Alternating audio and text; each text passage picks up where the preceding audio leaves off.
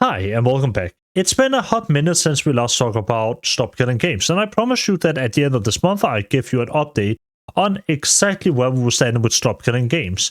And I finally have some good news for you. Because if we go over here to the official Stop Killing Games website, we can see that we didn't just pass, we overpassed. We passed with 1.4 million signatures. That is fucking fantastic. We have actually passed this sort of check mark to even get this considered in Parliament in the European Union, something which I'm really happy with. Now, one thing that I didn't do last time was I didn't really give you a list of games that would be at risk of dying because there is no end-of-life plan. I can also provide that to you now, because a bunch of volunteers have given you a list of games that are at risk or dead or fan-preserved or anything else. We can see here that about 37% of all games here, like all the games that they have listed, are at risk with no end-of-life plan. 20% is fan-preserved. There's an entire 36 games, an entire 3% of them that are death-preserved. And then there's 338 games, 34%, that are dead. And then there are some that just don't fit into another category. These are games that either have a live server or some form of like online component that like is required to access them. And it is very unfortunate. As you can see, there are quite a few here.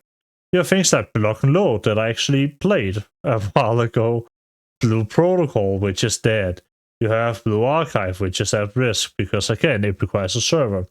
And that's also why things like Bloodborne is listed here. It's because, technically speaking, it has online requirement, which in theory could be shut down as there's no preserving plan for it yet, albeit I believe that will probably end up being fan preserved. Burnout 3, that is fan preserved, luckily. And there is quite a few of these that are either at risk or dead. Cityville 2, dead. Like, there's quite a few of them, and it's really unfortunate. And if we go up and we go back to the top and we go by release date, and we put it up to the newest, Bitcraft Online, at risk, that was released earlier this year. Because again, it is an MMO without an end-of-life plan. Myst is death preserved, which is really nice actually, I didn't know that. But there are quite a few games here, that, as you can see, that would have been dead. And like one of the obvious ones that are really fun to look at is Concord. Everybody knows that. It existed for an entire 2 weeks before it was shut down. It is insanity. Like, this is the sort of thing that we have to contend with. That's also why it's important to preserve these games. Because if Concord had been preserved in any way, you would have been able to still access it. Even though it might not be the best game, it deserves to have some sort of life. And I think there's one game that proves that better than any other. And that is Wayfinders by Airship Syndicate, who actually preserved their own game.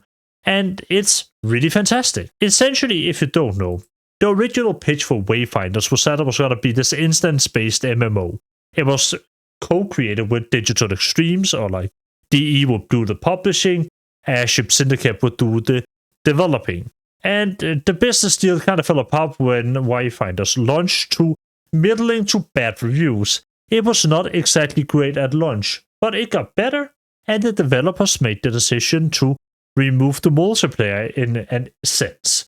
Essentially, they changed the game so it was now a single-player game, and I'm pretty sure it also has co-op. Essentially doing the exact thing that I think this initiative is all about. It preserved their games, and it gave you an option to access their game, even past its official lifespan. I think ideas such as this, where you make it a local co-op game instead, is great. That is the way we should be moving, and that is where the industry should be headed. Now, while there are developers like Airship Syndicate that make these right choices and make good choices, of course it's not everything that is sunshine and rainbows.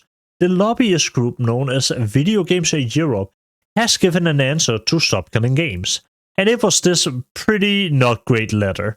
Essentially, they outline some reasons why they don't like Stop Killing Games, why it could lead the industry and why it could be dangerous for the industry. And then that is about what this letter really contains. Now, to give you the long and short of it, there are some real good things in here from things I understand. Like, yeah, there will probably be some challenges architecturally when you're developing the game, and for the engineers, like I am not a game developer, I wouldn't be able to tell you. But there are also some really stupid things, so let's just talk about these. one of their biggest concerns apparently is the reduced or no player protection.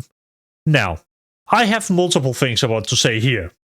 It doesn't take a big brain person to know that the old Call of Duties are about as unprotected as anything you could launch, despite the fact that they run on official servers.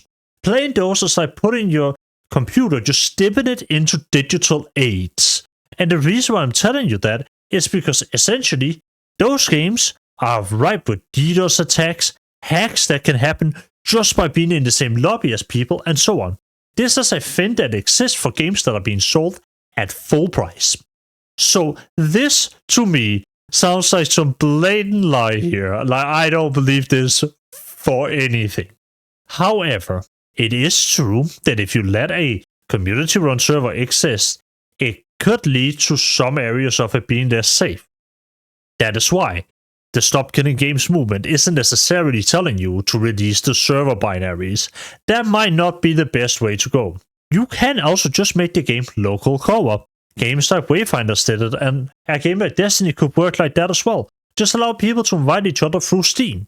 It would be fine that way. It doesn't necessarily need to be this big thing. And of course, brand reputation issues is something that we will be delving into later, as it's something that they mention again. Now, another thing that they mentioned is increased security risk. Releasing a game, code, or server binaries could facilitate the creation of private servers operated by players, could expose games companies and consumers to bad actors, malware, and data breaches and DDoS attacks.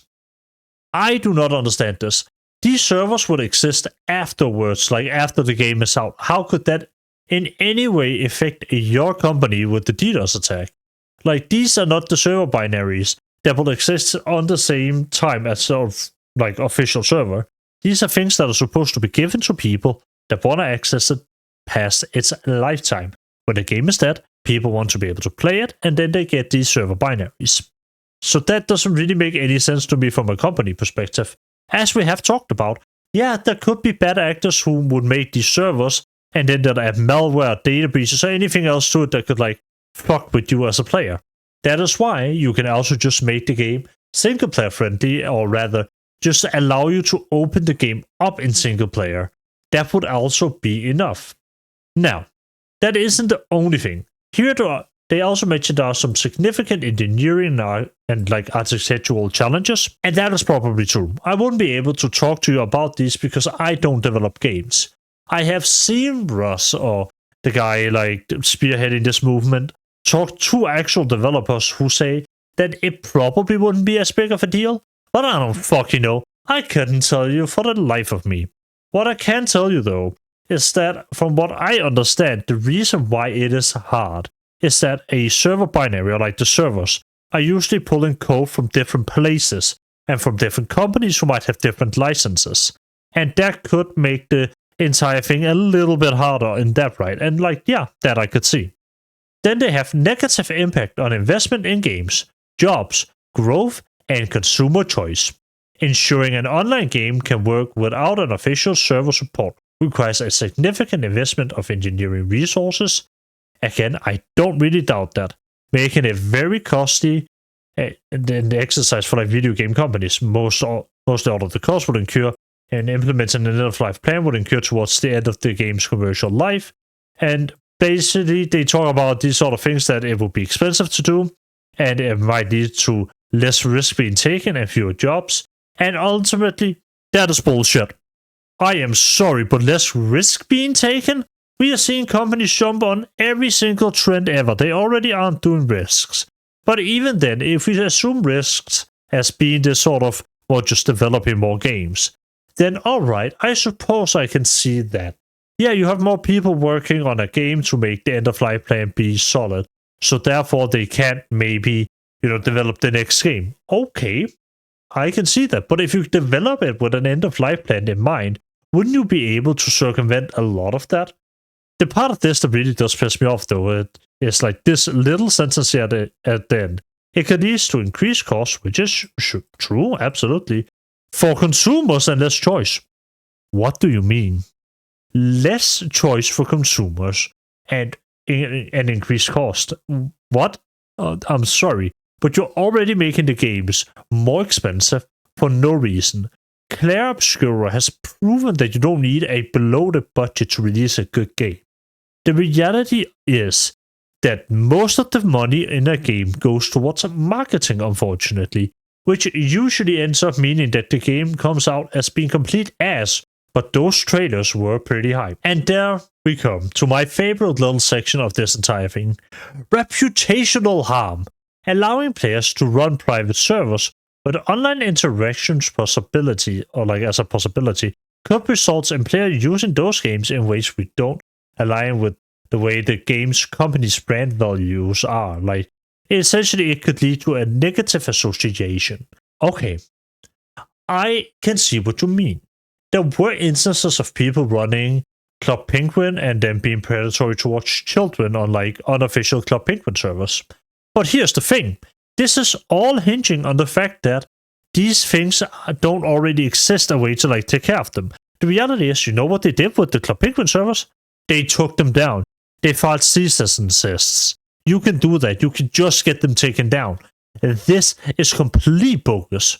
What do you mean? As far as I know, nobody looked at Disney and was like, ew.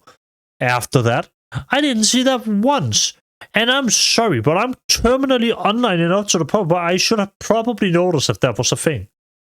Now, erosion of intellectual property rights. Essentially, they're just saying here that, you know, it would be against their rights, like to hold their like property, essentially to just give it to you. But here's the thing. Stop Killing Games is not asking you to fork over the rights to your game. That has never been the thing.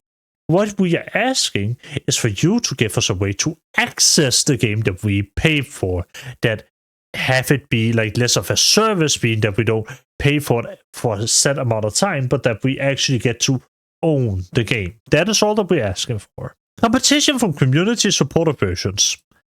Again, absolute fucking bogus. What do you mean?